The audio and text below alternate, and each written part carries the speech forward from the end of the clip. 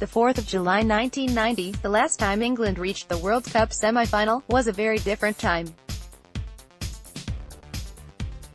Take politics, for example. The Conservative Party was massively divided over Europe, and their female Prime Minister's leadership was under threat from malcontents within her own party. How can we possibly begin to understand what that might feel like today? In any case, it isn't just politics that was different.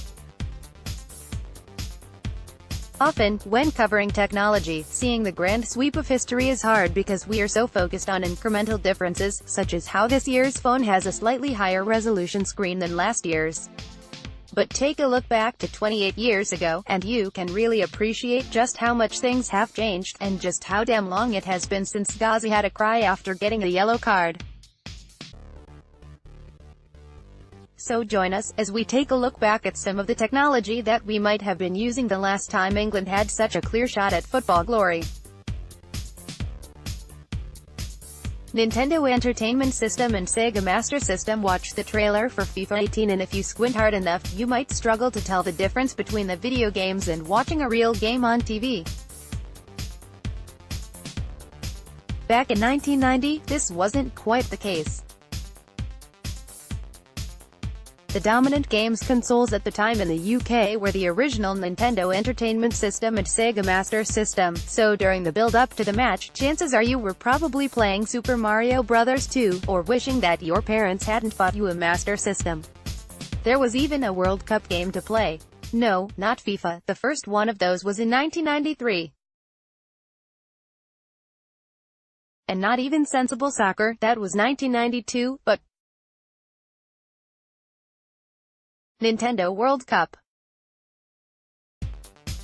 What's also particularly striking about games looking back, especially in this era of a hyper-globalized world economy and global release dates, is just how damn long things took to get to the UK.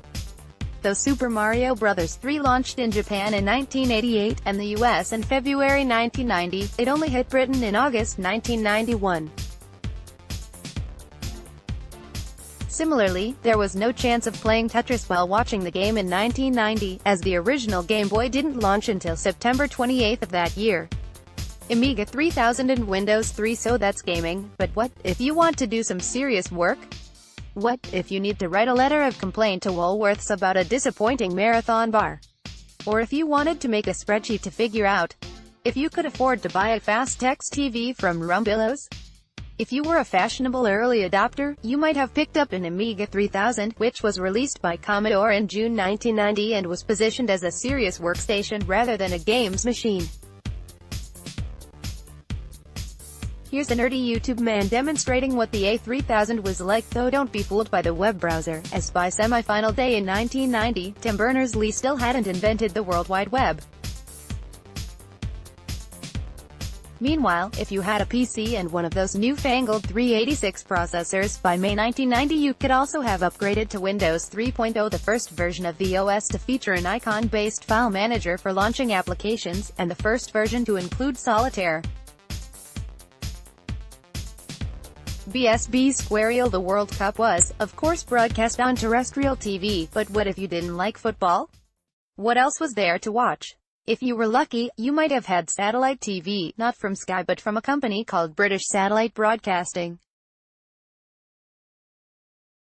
BSB started broadcasting on the 25th of March 1990 and stopped broadcasting, later in 1990 after the company was bought by Rupert Murdoch. What made the company unique was its squarial receivers, which were quadrilateral rather than circular receivers, and which at the time were much more compact than Sky's dish. The service launched with 5 channels, a movie channel, a sports channel, a music channel, a news channel and a general entertainment channel. And if you want to get a feel of what you could have watched, here's a promotional video made by BSB at the time, trying to explain to people what the point of multi-channel TV was. Motorola Microtech. And finally, the mobile phone. Forget emojis. Forget texting. Forget, well, almost everything.